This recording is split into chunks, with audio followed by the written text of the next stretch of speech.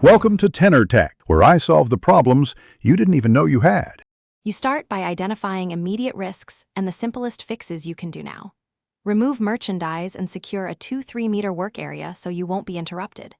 Once clear, unscrew loose bolts using the 10mm and 13mm sockets and set them aside in order. This prevents parts from getting mixed up. Make sure to note beam positions and take a quick photo for reference. This early order saves time and prevents rework, so act decisively and keep safety as your first priority. Now you tackle alignment and fastening. Use a rubber mallet to nudge bent beams back while supporting the opposite side so you don't create new bends. Once aligned, swap any deformed clips or connectors with replacements. This restores proper locking action.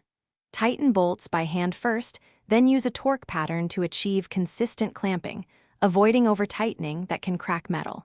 If you must keep some stock on shelves, add temporary braces and check plumb with a level so weight stays distributed.